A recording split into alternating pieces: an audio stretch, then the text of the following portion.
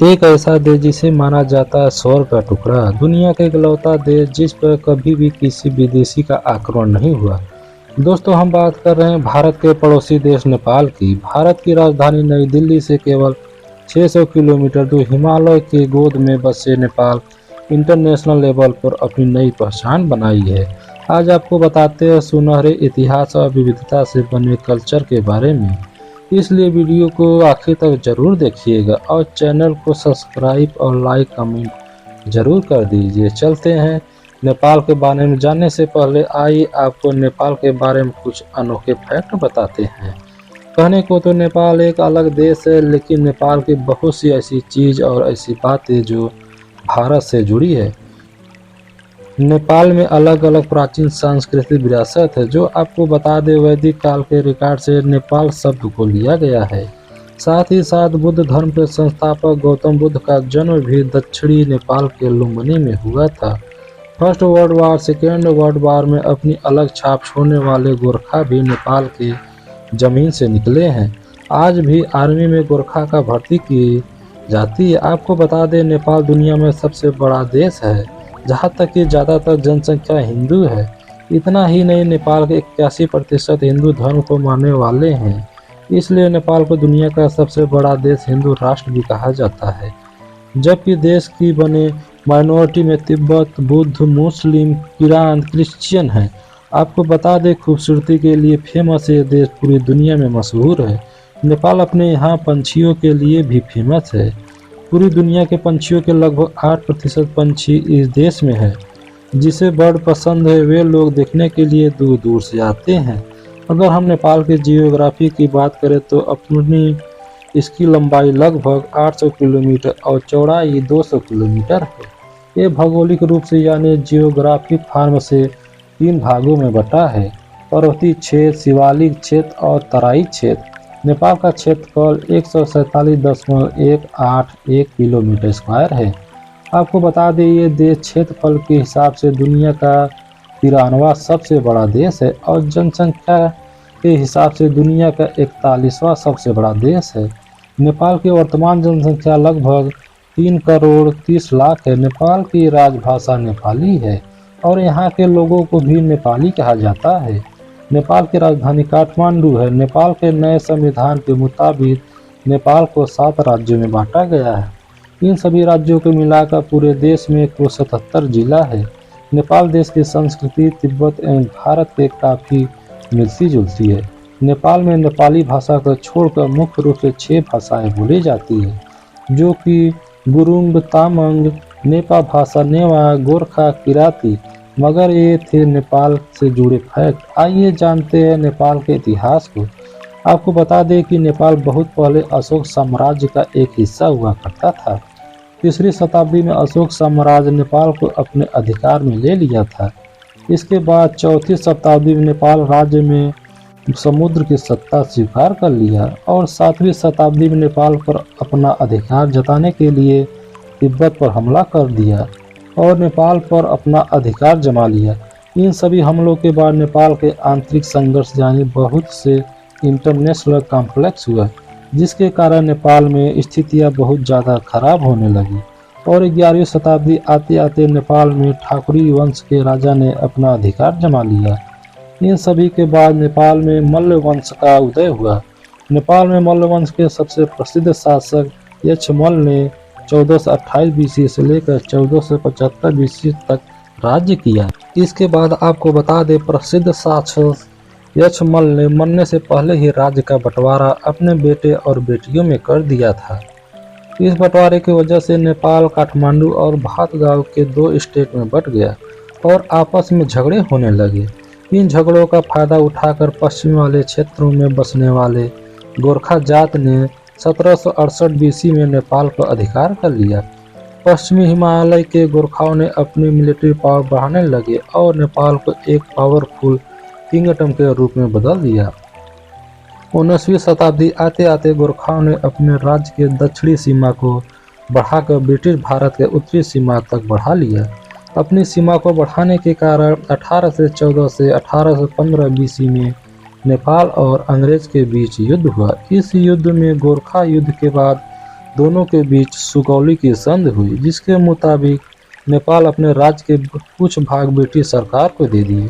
इसके साथ ही उस दौरान नेपाल में ध्वज संधि नेपाल की फॉरेन पॉलिसी उस समय भारत की ब्रिटिश सरकार के द्वारा कंट्रोल की जाती थी। इस तरह से कुछ रिस्ट्रिक्शन के साथ नेपाल एक आज़ाद देश बना था। इसके बाद साल 1951 से 1960 में राजा महेंद्र पंचायत प्रणाली यानी पंचायत सिस्टम को लेकर आए। तब नेपाल बहुपार्टी लोकतंत्र यानी मल्टीपल डेमोक्रेसी लेकर आए। इसके बाद 1990 में राजा महेंद्र प्रताप के बेटे राजा वीरेंद्र ने बहाल कर दिया। इसके बाद तकरीबन 10 सालों तक नेपाल की कम्युनिटी माओवादी उग्रवाद के नाम से जाना जाता है, जिसके चलते 2008 में इसे समाप्त कर दी गई।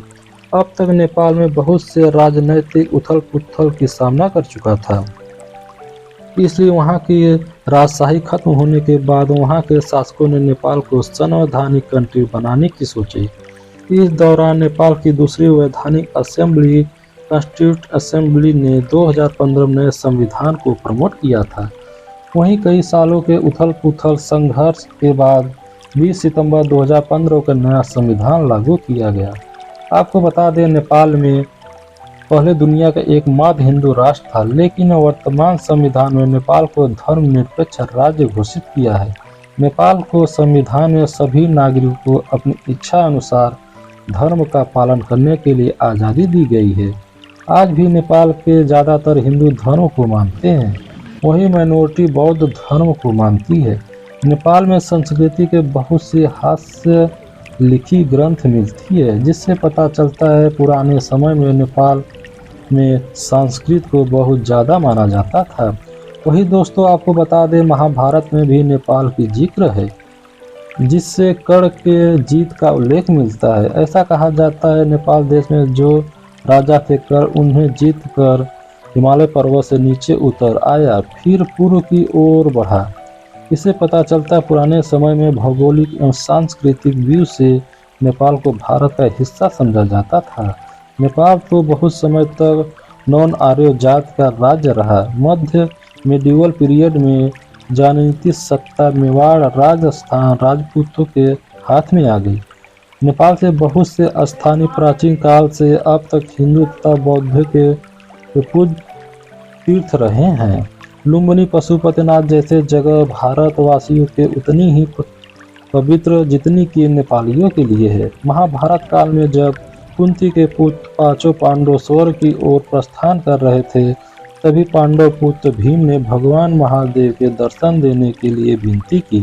तभी भगवान शिव जी उन्हें दर्शन लिंग के रूप में दिए, जो आज पशुपति ज्योतिर्लिंग के नाम से जाना जाता है। वैसे तो कभी भी किसी ने नेपाल की तरह आंख उठाकर नहीं देखा, लेकिन यह हिमाकत अंग्रेजों ने जरूर की थी और उन्हें हर बार मुंह दिखानी पड़ी थी। नेपाल पर किसी भी बाहरी शक्ति का कब्जा न कर पाने की वजह कई है, जैसे कि नेपाल एक विस्तारवादी साम्राज्य है और गोरखा लड़ाकों ने अंग्रेजों को काफ़ी प्रभावित किया, जिसके नतीजे भारतीय सेना में आज तक गोरखा रेजिमेंट है, जो कि ब्रिटिश सेना भी लड़े थे। जब दो विस्तारवादी साम्राज्य होते हैं, दोनों के कहीं न कहीं संतोष करना पड़ता है और सुगौली की संधि संतोष को दर्शाती है। जहां अंग्रेजों ने तिब्बत का त्याग किया, वहीं गोरखा ने अवध का विचार त्याग दिया। अब अगर हम आज के नेपाल की बात करें तो वैसे ही इस देश में टूरिस्ट प्लेस बहुत है। अक्सर लोग इस देश की खूबसूरती देखने के लिए दूर दूर से आते हैं। इसके अलावा नेपाल में कमाई का सबसे बड़ा जरिया खेती है। यहाँ 18% भू-भाग पर खेती होती है। साल 2015 में लागू किए गए संविधान के बाद साल 2018 में नेपाल का सकल घरेलू उत्पाद लगभग 28.8 बिलियन डॉलर हो गया था। साल 2018 में ही 3% मैनुअल ग्रोथ के साथ साल 2019 में यह 7.1% मैनुअल ग्रोथ हो गया। इसके साथ ही बता दें, नेपाल दुनिया के सबसे तेजी से बढ़ती अर्थव्यवस्था वाले देशों में से एक है। चलिए ये भी जान लेते हैं वर्तमान में भारत और नेपाल के बीच में रिश्ते कैसे हैं, क्योंकि भारत के लिए नेपाल इम्पॉर्टेंट है। नेपाल भारत का महत्वपूर्ण पड़ोसी देश है। सदियों से चले आ रहे जियोग्राफी, हिस्टोरिकल, कल्चरल और इकोनॉमिक टाइज को अपने विदेशी नीति में एक विशेष महत्व रखता है। भारत और नेपाल हिंदू धर्म और बौद्ध धर्म की वजह से बुद्ध के जन्म स्थान लुम्बिनी के साथ भी इनका एक जैसा कनेक्शन है। साथ ही नेपाल 5 भारतीय राज्य उत्तराखंड, उत्तर प्रदेश, पश्चिम बंगाल, सिक्किम और बिहार के साथ सीमा बनाती है। आपको बता दें, नेपाल का लगभग 66% व्यापार भारत से होता है। दोस्तों, ये था नेपाल का इतिहास और वहाँ की संस्कृति का एक झलक। दोस्तों, वीडियो अच्छी लगी है तो चैनल को सब्सक्राइब और लाइक कमेंट जरूर कर दें। धन्यवाद।